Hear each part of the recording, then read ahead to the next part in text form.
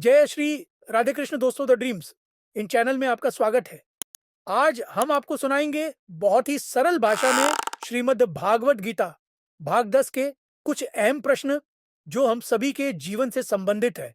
प्रश्न: महाराज जी, श्री कृष्ण ने गीता में कहा है, यज्ञार्थात कर्मणो नेत्र लोकोयम कर्म बंधना। यज्ञ के सिवाय जो कुछ किया जाता है वह इसी लोक का एक बंधन है। कृपया बतावें कि यज्ञ क्या है, कैसे किया जाता है। श्री कृष्ण कहते हैं कि यज्ञ की पूर्ति में भगवान मिलते हैं, लेकिन संसार में इतना हवन यज्ञ होता है, फिर भी भगवान किसी को मिलते दिखाई नहीं देते। कृपया यज्ञ के स्वरूप को स्पष्ट किया जाए। उत्तर: आपकी शंका स्वाभाविक है। गीता के तीसरे अध्याय में योगेश्वर श्री कृष्ण कहते हैं, यज्ञार्थात कर्मणो न्यत्र लोकोयम कर्म बंधनः तदर्थम कर्म कौन्तेय मुक्त संगः समाचर। गीता 3:6। अर्जुन, यज्ञ की प्रक्रिया ही कर्म है। जो कर्म वह है जिससे यज्ञ पूर्ण होता है। इस यज्ञ के अतिरिक्त जो कुछ भी किया जाता है, जिसमें सारा जगत दिन रात व्यस्त है, वह इसी लोक का बंधन है। कर्म तो मोक्ष से शुभात। गीता 4:16। अशुभ अर्थात संसार बंधन से छुटकारा दिलाने वाला होता है, वह बांधता नहीं। तदर्थम कर्म कौन्तेय मुक्त संगा समाचर। इसलिए कौन्तेय, उस यज्ञ की पूर्ति के लिए संग दोष से अलग रहकर भली प्रकार कर्म का आचरण कर। इस प्रकार यज्ञ की प्रक्रिया ही कर्म है। वह प्रक्रिया विशेष कर्म है जिससे यज्ञ पूर्ण होता है। सिद्ध है कि यज्ञ कोई निर्धारित दिशा है। अतः आपका प्रश्न स्वाभाविक है कि वह यज्ञ है क्या। श्री कृष्ण ने इस प्रश्न का गीता में सविस्तार निरूपण किया है।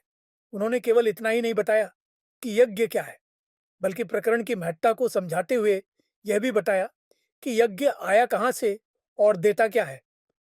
प्रजापति ब्रह्मा ने कल्प के आदि में यज्ञ सहित प्रजा को रचकर कहा कि इस यज्ञ द्वारा तुम लोग वृद्धि को प्राप्त हो। यहाँ बुद्धि ही ब्रह्मा है। अहंकार शिव बुद्धि अज, मन शशि चित्त महान। मानस 6 से 15। बुद्धि 4 प्रकार की कही गई है: ब्रह्मविद, ब्रह्मविद्वर, ब्रह्मविद्वरियान और ब्रह्मविद्वरिष्ठ। ब्रह्मविद वह बुद्धि है जो ब्रह्म विद्या से ओतप्रोत है।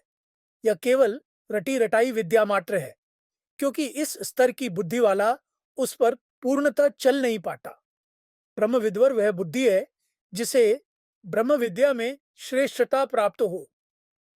क्रियात्मक जानकारी होने पर साधन क्रमशः इतना उन्नत हो जाए कि वह स्वयं तो ब्रह्म का झाटा हो ही, दूसरों को भी उस मार्ग पर चला देने की क्षमता रखे। ऐसी बुद्धि को ब्रह्म विद्वरियान कहते हैं। ब्रह्म विद्वरिष्ठ बुद्धि ब्रह्मज्ञता की वह स्थिति है जिसमें इष्ट समाहित हो। ऐसी बुद्धि मात्र यंत्र होती है और उसके माध्यम से आराध्य ही अपनी वाणी प्रसारित किया करता है। ऐसे ही महापुरुषों की वाणी का संकलन वेद है। वेदों को अपौरुषेय इसीलिए कहा जाता है, यद्यपि वह 100-200 महर्षियों की वाणी का संकलन है। बोलने वाले 100-125 महात्मा ही हैं, फिर भी उसमें महात्माओं का कुछ भी नहीं है, बल्कि वह अव्यक्त परमात्मा के श्रीमुख की वाणी है। ऐसे ही महापुरुषों ने कल्प के आदि में प्रजा को यज्ञ से संयुक्त किया। कल्प के आदि का आशय भजन के आरंभ से है। भवरोगों से त्रस्त मरण धर्मा जीवात्मा का कल्प भजन से ही है। इसी के द्वारा वह पूर्ण निरोग होता है, उसका कायाकल्प हो जाता है। भजन की 2 अवस्थाएं हैं, आरंभ एवं पराकाष्ठा। कल्प का आदि भजन की आरंभिक स्थिति है, जबकि पराकाष्ठा वह स्थिति है जहां आत्मा शाश्वत ब्रह्म का दिग्दर्शन पाकर वो पूर्ण निरोग अचल स्थिर हो जाती है, पुनः योनियों में प्रवेश नहीं करती, जिसे श्री कृष्ण कहते हैं, अर्जुन तू मुझ में निवास करेगा।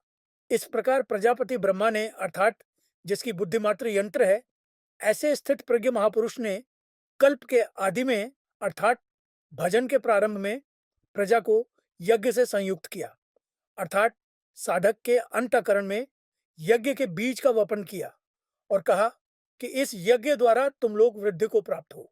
यज्ञ से कौन सी उन्नति होगी? 2 पुत्र हैं तो क्या 4 हो जाएंगे? एक मकान है तो क्या 2 हो जाएंगे? श्री कृष्ण कहते हैं, नहीं, यह यज्ञ इष्ट काम दुख, इष्ट संबंधी कामना की पूर्ति वाला होगा। इष्ट वह है जिससे कभी अनिष्ट नहीं होता। ऐसा तो एकमात्र परमात्मा है जिसकी प्राप्ति के पश्चात कभी पतन नहीं होता। देवता तक क्षीणे पुण्य मर्त्यलोकम विशंति। गीता 6 शिव 22 पुण्य क्षीण हो जाने पर मृत्युलोक में उसी स्थान पर लौटकर आ जाते हैं जहां से चलना प्रारंभ किया था। इससे बड़ा अनिष्ट क्या होगा? अतएव एकमात्र परमात्मा ही परम कल्याणकारी है, वही हमारा इष्ट है और यज्ञ उसी इष्ट संबंधी कामना की पूर्ति करने वाला है। जिज्ञासा स्वाभाविक है कि यज्ञ से किस प्रकार इष्ट की उपलब्धि होगी। क्या इष्ट अकस्मात कल्याण कर देगा? श्री कृष्ण कहते हैं नहीं, बल्कि देवान भावेतानेन्ते देवा भावेन्तु वा परस्परम भावेन्ता श्रेय परम वापसित। गीता 3:11। इस यज्ञ द्वारा देवताओं की उन्नति करो। अंतःकरण की दो प्रवृत्तियां पुरातन है, दैवी संपद एवं आसुरी संपद। आसुरी संपद काम, क्रोध, मद, लोभ, माया आदि की चपेट में तो जीव पहले से है ही, अतः इस यज्ञ द्वारा देवताओं की उन्नति करो। हृदय में दैवी संपद को बलवती बनाओ।